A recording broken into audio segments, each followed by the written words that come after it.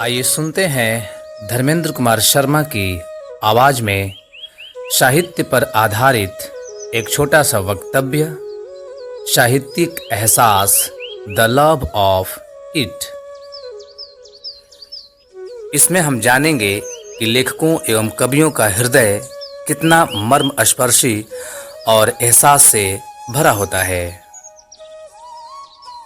कई पहलू जो साहित्यकारों के मन को छूते हैं, उन्हीं में से एक है हमारे भारत का ग्रामीण परिवेश।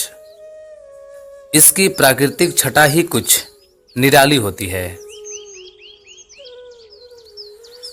मुंशी प्रेमचंद और फणीश्वर नाथ रेणु जैसे कई महान साहित्यकारों ने इन्हीं पृष्ठभूमि पर विश्व प्रसिद्ध अपनी कई रचनाएं की हैं। हम कवि और लेखक इन्हीं एहसासों में गोते लगाकर साहित्यिक पृष्ठभूमि ढूंढते रहते हैं जिस पर कोई रचना की जा सके। भारत के महान कवि गोपाल दास नीरज जी ने कहा था कि मानव होना भाग्य है, कवि होना सौभाग्य। अब संयोग से यह सौभाग्य हमें भी प्राप्त है। ये जो आप प्राकृतिक दृश्य देख रहे हैं, यह आम जनता जनार्दन के लिए सामान्य सी बातें होंगी, किंतु साहित्यकारों के रचना के लिए महत्वपूर्ण पृष्ठभूमि होती हैं। कितना सुंदर और कितना मनमोहक है ये दृश्य।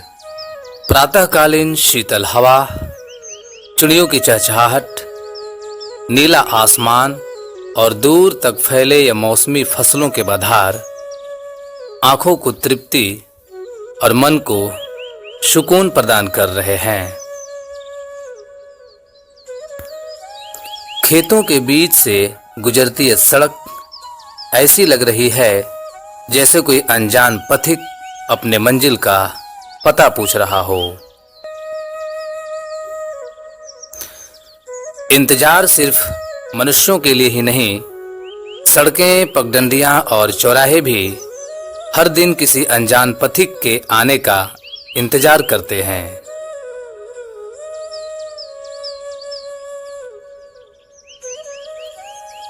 गांव की ये सड़कें ठहरी हुई भी हैं और गतिशील भी। रुको तो ठहर जाती हैं और चल दो तो हम सफर की तरह साथ साथ चलने भी लगती है।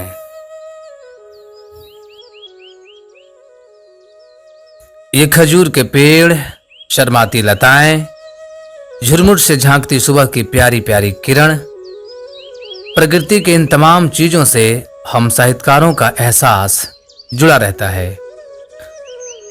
हम हृदय स्पर्शी एहसास की मर्मज्ञता को समझते हैं, इसे महसूस करते हैं और अपनी रचनाओं के द्वारा समाज को आईना दिखाने का काम करते हैं। तो ये था साहित्यिक एहसास से भरा एक छोटा सा सफर। हमारा सफर आप सभी दर्शकों को कैसा लगा, हमें अवश्य लिखें। फिर मिलेंगे एक नई रचना एवं एहसास के साथ अगले एपिसोड में। तब तक के लिए नमस्कार। यूट्यूब चैनल साहित्य मंथन केर का।